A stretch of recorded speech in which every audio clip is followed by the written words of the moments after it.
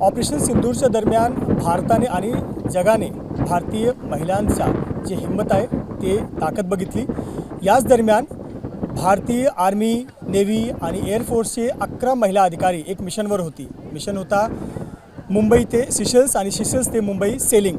काय अनुभव होता, का हा मिशन होता आणि काय प्रेरणादायक स्टोरी आहे ते आपण जाणून घेऊ। आपल्यासोबत अनुजाजी आहे। अनुजाजी, सगळ्यात पहिला कशा प्रकारचं एक मिशन होता, कशी तयारी होती, किती दिवसाची तयारी होती आणि जी आपली टीम आहे त्याबाबत सांगा। तयारी तर आमची जी होती ती चालू होती मागच्या 2 वर्षापासून आणि 2 वर्षामधून आमचे ट्रायल्स झाले आणि ट्रायल्समधून जी तयारी केली त्या तयारीचा निचोड म्हणता येईल असं की ही आमची जी ट्रेनिंग एक्सपिडिशन गेली होती तो होता। बेसिकली आमची तयारीमध्ये let's come to the expedition self की प्लॅनिंग पहिले आम्ही करायची होती आम्हाला की सपोज मी इथून जाणार आहे सेशल्समध्ये, तर मला पहिले किती दूर जायचं आहे, कोण कोण त्याच्यामध्ये जाईल, पहिल्या लेगमध्ये कसं जाईल, मागच्या याच्यामध्ये कोण येईल, मग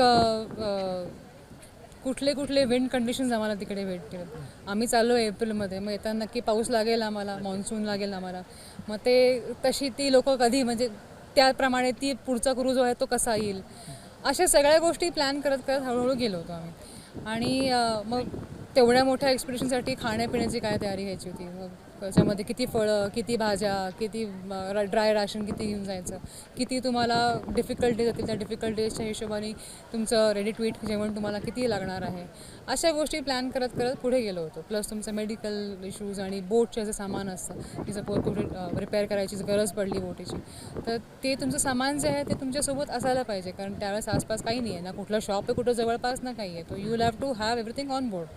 तर त्या कंटिंजन्सी प्लॅनिंगमध्ये पण आम्हाला जायचं होतं। प्लस आम्ही एका रूटनी चाललो आहो, पण त्या रूटला काहीतरी suppose it is not safe for us to go on that route, तर प्लॅन बी कुठला आहे, मग त्या दुसऱ्या रूटने कसं जायचं, तिथे किती वेळ लागेल, तिथे खायला प्यायला काय, तर अशा कंटिंजन्सी प्लॅन करून करून आम्ही ही एक्सपिडिशन प्लॅन केली होती। 55 दिवसाचं एक सेलिंग होतं, तर चॅलेंजेस काय होते, चॅलेंजेस काय काय तुमच्या समोर आले? चॅलेंजेस म्हणजे एवढी लांब आम्ही चाललो होतो, पहिलं तर फर्स्ट चॅलेंज तर हाच होता की डिस्टन्स खूप जास्त होतं, आम्ही आधी एवढं केलेलं नव्हतं डिस्टन्स। सेकंड चॅलेंज होतं की आम्ही चाललो होतो इंटरनॅशनल वॉटर्समध्ये आणि पोर्ट पण इंटरनॅशनल होतं, मग तिकडच्या फॉर्मॅलिटीज काय आहेत, तिकडच्या गोष्टी काय आहेत, ह्या सगळ्या गोष्टी आम्हाला जाणून घ्यायच्या होत्या।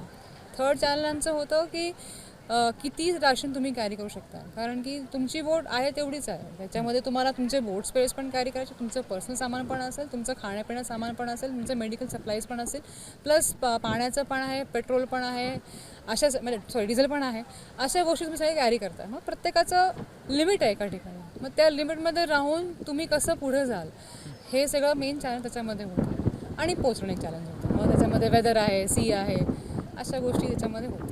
प्राजक्ता, जेव्हा आपण सेलिंगमध्ये होतो तेव्हा एक सायक्लोन पण आला होता, त्याचा अनुभव सांगा कसा आहे, एक 10 दिवसाचा एक चॅलेंजिंग टास्क होता त्या दरम्यान?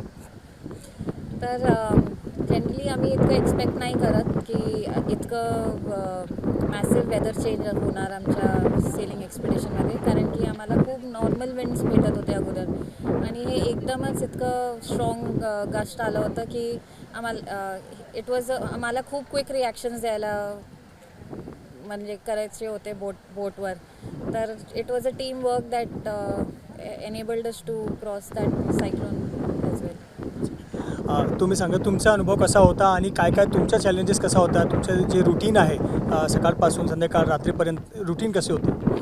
सो बोटवरती रुटीन असं असतं की 4 तासाची आमची ड्युटी असते, ती रोटेशनवरती असते, 6 लोकं आम्ही आहोत आणि एक जो असतो हेल्म आम्ही म्हणतो जो बोट चालवणार आहे, त्याच्यासोबत एक क्रू असतो जो वॉच आणि लुकआउटवरती असतो। एक स्पेशल टास्किंग एका व्यक्तीला आम्ही देतो जी असते मदर ऑफ द बोट, तिचं काम आहे की ती पूर्ण बोटचं इन्स्पेक्शन करणार, पूर्ण बोटचं मेंटेनन्स करणार आणि सगळ्यांसाठी जेवण बनवणार, म्हणजे असं डिस्ट्रॅक्ट नाही व्हायला पाहिजे की जेवण बनवण्यासाठी आपण वेळ वाया घालवतो आहे, तर त्यामुळे हे सगळे ड्युटीज आम्ही एकमेकांमध्ये डिवाईड करतो। ह्याच्यामध्ये जे काही चॅलेंजेस येतील ते फक्त एका व्यक्तीचे नसतील, तर ते 6 जणांचे असतील आणि एकत्र टीमवर्कनी आम्ही ते सॉल्व्ह करतो। जेव्हा आपण सेलिंगवर होतो तेव्हा एक सायक्लोनचाही सामना तुम्हाला करावा लागला होता, काय होता तो चॅलेंज, कसा काय तुम्ही पार पाडला आणि काय नवीन एक्सपिरियन्स काय समोर आला? सर्वात नवीन एक्सपिरियन्स हाच होता की सायक्लोन आलेला होता अँड त्याची जी इन्फॉर्मेशन होती ती कंटिन्युअसली आम्हाला आमच्या कंट्रोल रूममधून मिळत होती की विंड स्पीड आता वाढणार आहे. पण आम्ही पहिले जेव्हा एक्सपिरियन्स केलं तेव्हा 20 नॉटची हवा आली होती, ती आम्ही पार केली. त्याच्यानंतर 30 नॉटची हवा आली, ती पण आम्ही पार केली.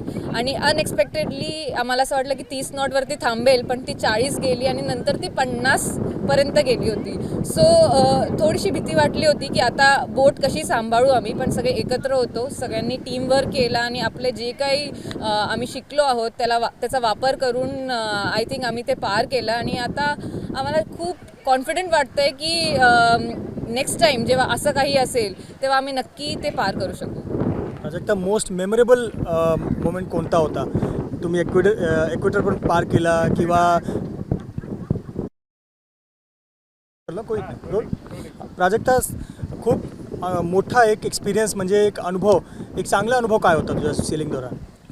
बेस्ट एक्सपिरियन्स जे मी एक्सपिरियन्स केले ह्या एक्सपिडिशनमध्ये होतं की एक दिवस आम्ही मॉर्निंगमध्ये जस्ट उठलोच होता आणि आमची बोटच्या ऑल 4 डायरेक्शन्समध्ये डॉल्फिन्स होते आणि hundreds and thousands of dolphins आम्हाला ऑलमोस्ट फॉर 30 मिनिट्स 45 मिनिट्स आमच्याबरोबरच स्विम करत होते आणि ते खूप चांगलं, one of the most beautiful experience ह्या एक्सपिडिशन. आधी कधी असं बघितलं नाही कोणी? कधी नाही. मॅडम, तुम्ही सांगा की एक 55 दिवसाचा एक एक्सपिरियन्स जे 11 तुमच्या टीमला मिळाला आहे. आता काय मेसेज देणार तुम्ही, जे मुली आहेत, शाळेत आहे, कॉलेजमध्ये आहे, त्यांना आर्मी, नेव्ही, डिफेन्समध्ये यायचं आहे, डिफेन्स फोर्सेसमध्ये यायचं आहे, काय मेसेज तुमचा असेल? तुमचं ध्येय जे आहे त्यासाठी तुम्हाला जे हवं ते करायचं तुम्ही. त्याच्यामध्ये आडेवेडे काही नाही घ्यायचे की मला हे जमेल का. तुम्ही पहिला क्वेश्चन तुम्ही हा विचारला मला जमेल का, तुम्हाला कधी जमणार नाही त्या गोष्टी. कधी आडेवेडे म्हणजे त्याचा स्वतःबद्दल क्वेश्चन्स काही विचारायचे नाही. You just have to do your work, keep at it, you will get it. It's like that. Consistency.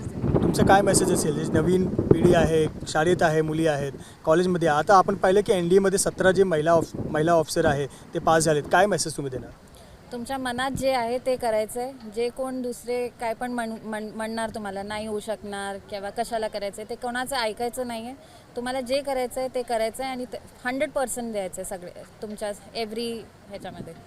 तर तुमचं काय मेसेज असेल? आपण पाहिलं ऑपरेशन सिंदूरच्या दरम्यान महिला अधिकाऱ्यांनी खूप चांगलं काम केलं. NDAमध्ये 17 महिला अधिकारी पास झाले. तुमची टीम एक मस्त चांगली कामगिरी करून परत भारतात आली. काय मेसेज देणार? माझा असा मेसेज सगळ्यांसाठी असा राहील की जे काही तुम्ही बघताय की एक महिला सगळ्याच क्षेत्रामध्ये पुढे जात आहे, तर तुम्हाला जी आवड असेल ते क्षेत्र तुम्ही नक्की चूज करा. आणि भले ते डिफेन्स असो, स्पोर्ट्स असो, मीडिया असो, काही असो, तुमचं क्षेत्र तुम्ही चूज करा आणि त्याच्यामध्ये don't stop until you are proud. खूप खूप धन्यवाद. तर या 11 महिला अधिकाऱ्यांमधले 3 महिला अधिकारी जे आपले महाराष्ट्राचे आहेत.